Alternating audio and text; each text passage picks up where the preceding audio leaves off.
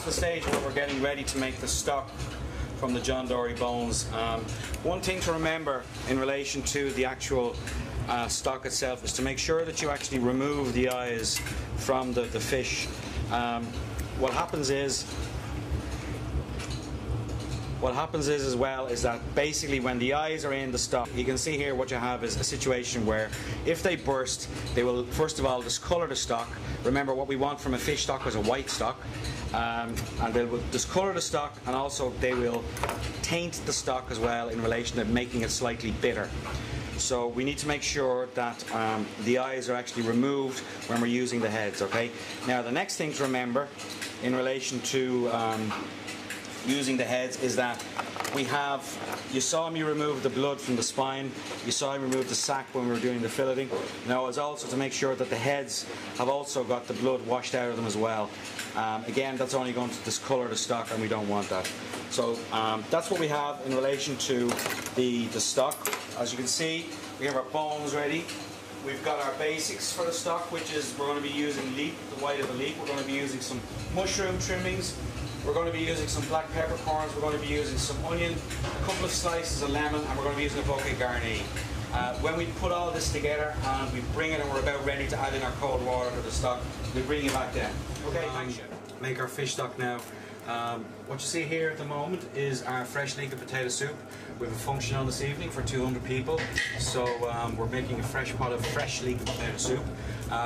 Another day we'll take you through how to make a fresh soup from start to finish, and possibly this one here, leek and potato. Anyway, back to what we're doing here. Now, what I want to do is I'm dropping in some butter here into a, as you can see, and you can hear the noise going on in the background, guys, but as we're all well aware, this is a live working kitchen, so just bear with us. So anyway, what I want to do is I'm going to add in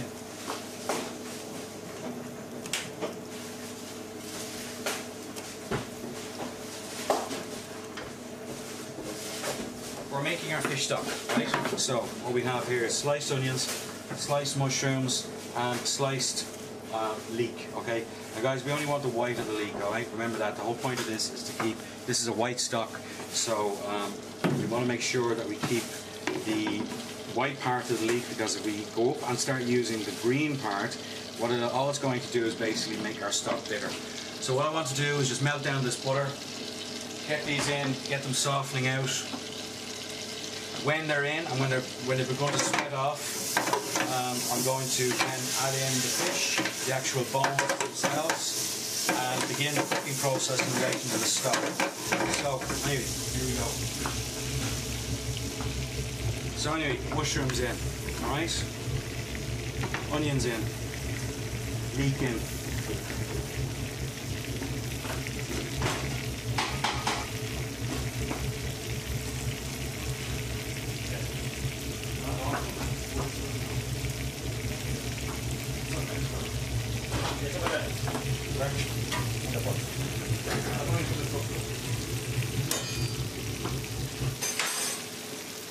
Okay. So, Chef, can I ask you a question again? Yeah. You put in the harder vegetables first and put in the softer vegetables last. Is that the way how it goes?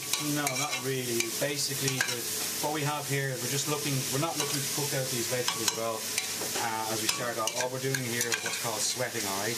Which is basically where we want to begin the cooking process of where the vegetable, this is the base mirepoix, this is the base veg for the stock.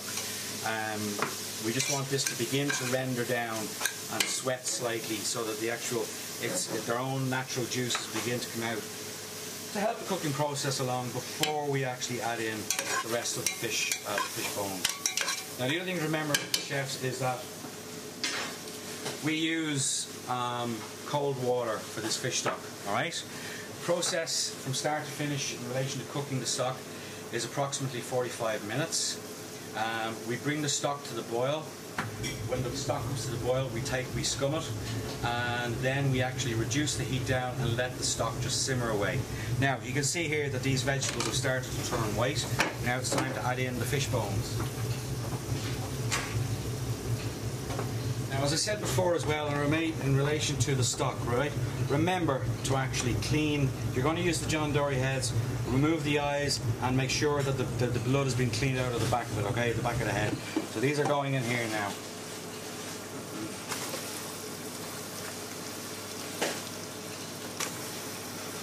Have bones in here, alright?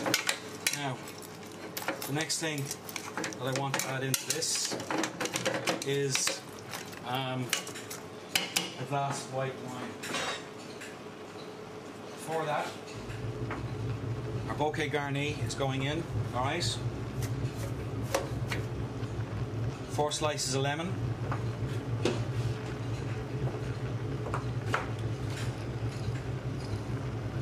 About 20 peppercorns.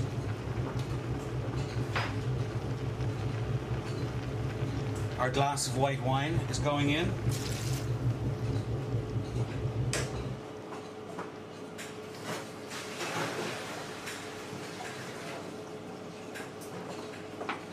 And now we're adding in our cold water. Now what we want to make out of this is about 1 litre of stock, okay? So that's about 1 litre there. We want to just cook that down now. So the first thing, as I said, what we're going to do is actually bring this up to the boil and then begin to reduce it down once we've strained it and passed it. So we've got the full heat on now.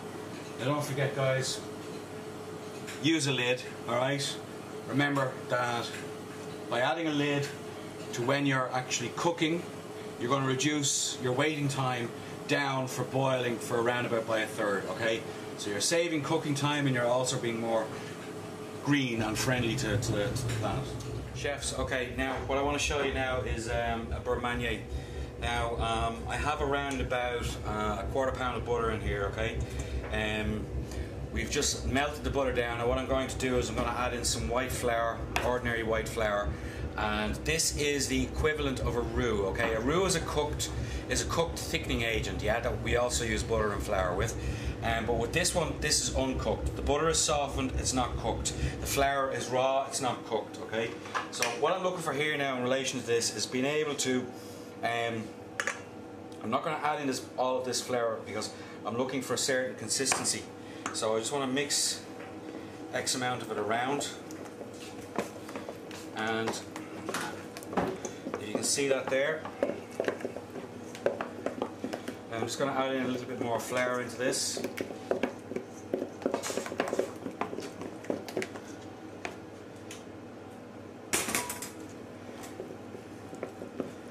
Now what we do with this is basically once we have this mixed together and blended together, okay, we add it in as a thickening agent into our sauces that we're going to use. This, a beurre manier is mostly used for thickening sauces, and you need a hell of a chunk of beurre manier if you're going to actually thicken a pot of soup with this, alright? That's why in a soup we actually use a roux as a base in relation to starting off thickening agents for a soup.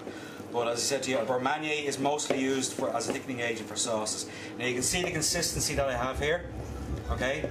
Even that is still a little bit wet. What I'm going to do now is I'm just going to get a little bit more flour and add it in. When I have that, I'll bring you back and show you exactly what a beurre manier should look like when it's finished. Okay, chefs, now as you can see, our beurre manier is still a little bit too wet.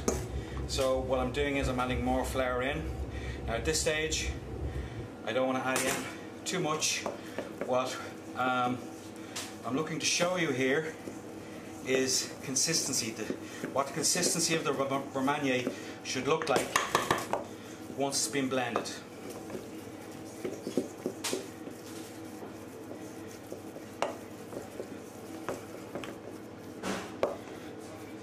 And what we're looking for is, we're looking for a shine to be had on the flour itself.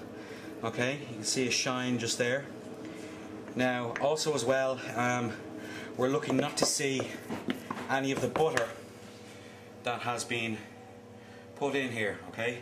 So now we're just about finished, we're just about there. I would say that's probably going to be it once we mix this in. Now when you also add your beurre manier in to thicken your sauce, remember, you need to allow time to cook the flour out, okay?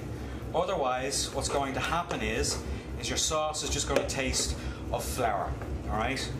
Now, as you can see here, there we have, it's more like a pastry dough. Now, this, when you're adding it in to a sauce, you take off a small piece, you whisk it in. You don't just grab a whole handful and drop it in. You basically, if you're working on the sauce corner, what you're going to do is you potentially could be thickening small quantities of sauce in relation to that day's menu. So basically what you need to do, as I said, is get your beurre manier to that stage, let it cool before you begin to use it. Don't use it when it's boiling hot. Let it cool down to room temperature. And as I said, when you're adding it in, add it in bit by bit. Even that. Don't add the whole lot in at one time. Chef, one question. Can you freeze that and use it for later? Yes, you can freeze beurre manier perfectly, and you can literally portion it out. Say, for example, we knew that this amount of beurre manier was going to last us one day in the kitchen. What we can do is we can create a larger lot of beurre manier, portion it out into that, and freeze it, and then take it out day by day as we need it. Thanks, chefs.